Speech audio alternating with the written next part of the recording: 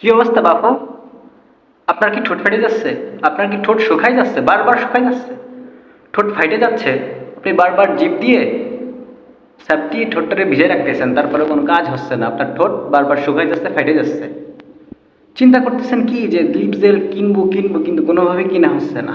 কারণ কি, আপনি চিন্তা করতেছেন যে আপনার জীবনে একটা গার্লফ্রেন্ড আসবে, সে আপনার ঠোঁটটাকে ভিজাই রাখবে সবসময়। দাদু, এই চিন্তা ভুলেও করেন না। আপনি সিঙ্গেল, আপনি জন্মগত সিঙ্গেল। কোনোদিন আপনি মিঙ্গেল হইতে পারবেন না, যতই চিন্তা করেন যে না ঠোঁটের লিপস্টিক, ঠোঁটের লিপ জেল আমি কিনবো না। ঠোঁট ফাটুক, ঠোঁট শুকাই যাক, বারবার আমি কি জিভ দিয়ে ঠোঁটটাকে ভিজিয়ে রাখবো, দাদা কোনোভাবে লাভ হবে না।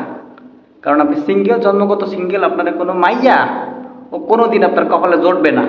সুতরাং টাকা খরচ করে, পকেটের টাকা খরচ করে লিপ জেল কিনুন। লিপ জেল কিনে ঠোঁটে মাহান, ঠোঁটটারে উপকার করুন। ঠোঁটটারে স্বস্তি দেন, ঠোঁটটারে ভালো রাখুন। শুধু শুধু ধরনের শেষান্তিক কাজ বাজ করেন না যে ঠোঁটের লিপি লিপ জেল কিনবো না, ঠোঁটটারে বারবার স্যাপ দিয়ে ভিজিয়ে রাখবো। এই ধরনের কি ফকিন্নি মার্কা কাজ বাজ করেন না দাদু। টাকা খরচ করে লিপ জেল কিনুন এবং কি ঠোঁটটারে ভালো রাখুন। সুতরাং আপনার জীবনে কোনো মায়ের সোয়া খাওয়া কোনো দিন আসবে না। কেউ আপনাকে কি লিপ জেল কিনে দেবে না, আপনার গিফট করবে না। এটা চিন্তা ভাবনা বাদ দেন মাথা থেকে, বাদ দিয়ে নিজের পকেটের টাকা দিয়ে কিনেন, কিনে এরপরে ঠোঁটে লাগান।